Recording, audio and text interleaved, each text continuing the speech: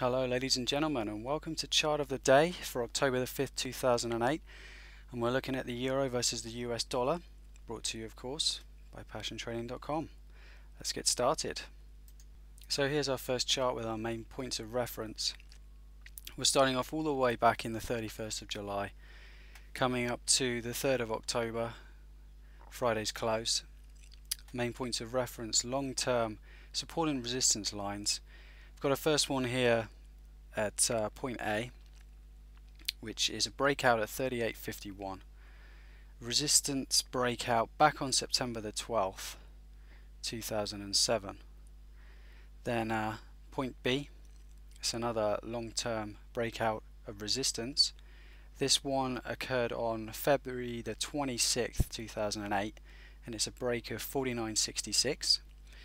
And we've got horizontal line C, which is acted as resistance. It's a double top, which really started to, it's acted as the catalyst for this move lower. Also, we've got a trendline support D, which started off its usefulness back on August 17th, 2007. We've bounced off it a couple of times until we finally closed below it on June the 30th of this year. And last but not least, we've got our 50-day SMA represented by this orange line, or point E. Okay, so let's zoom in on some more current price action. We've introduced some very short-term trend lines, if you will, F, G and H. F really capped the market on a recent pullback. Nothing too significant there, nothing really tradable. G acted as support, again, nothing really that significant. H represents our previous low. It's at 38.82, and interestingly to note, it's very close to the long-term support and resistance line A, which is actually at 38.51. So not surprising, some demand entered the market around here and took us all the way onto the peak of our pullback, which was September the 22nd. Obviously we've got a new low for the move, 37.01, which has happened on Friday the 3rd of October. And right down here at the bottom of the chart, we've got a stochastics, which I'm going to expand and we'll talk a little about in a minute. Okay, so our stochastics is set at 833, which is fairly standard really. And we've introduced a shaded area here, I, which shows we're currently in oversold. Now, textbooks will usually tell you this is a great buying opportunity. When stochastics are oversold, you're really looking to pick a bottom and go long.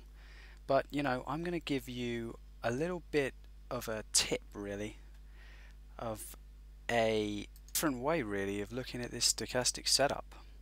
Now we've brought in some more shaded areas for you, J and K.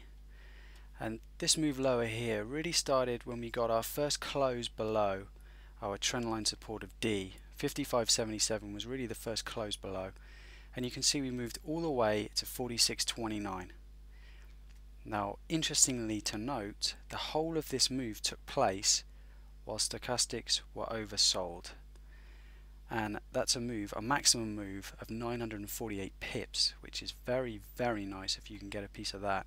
And really it would have been like catching falling knives trying to go along during that. So definitely something worth considering, maybe if you're looking to try and pick a bottom this time. A chart pattern worth looking for is moving into this oversold territory. We've broken through a significant support line. Oversold, we can still go lower. It doesn't mean we're definitely going to bounce. I also wanted to give you an example of a bullish move, same sort of setup, shaded areas L and M. We've got our break higher, which is 49.66, a break of that, and we've moved all the way up to 54.64, which is 498 pips, and the whole time stochastics is showing an overbought signal. So once again, a break of a significant resistance level while we're showing an overbought stochastic has brought us a very powerful signal.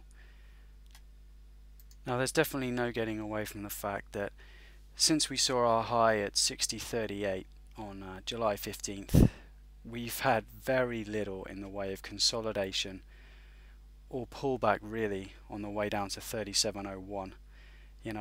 just since I think it's September the 23rd here, we've seen a move of over 1,000 pips lower.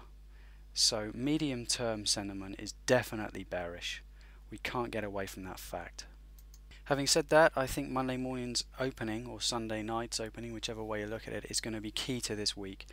Traders have had all weekend to discuss the pros and cons of the Emergency Stabilization Act of 2008, which was passed in the US on Friday. And that's definitely got the potential to dictate the pace in the near term. And that's it. Thanks very much for watching. If you wanted to see our latest videos, all the latest market news, head to passiontrading.com/news, or leave us your comments. We're very interested to hear feedback at all times. We've got a Facebook page, perfect for that. Pause the video, type that link into your browser, or just search for us at Facebook. Thanks very much, and we'll see you again in a couple of days for another chart of the day. Have a great week.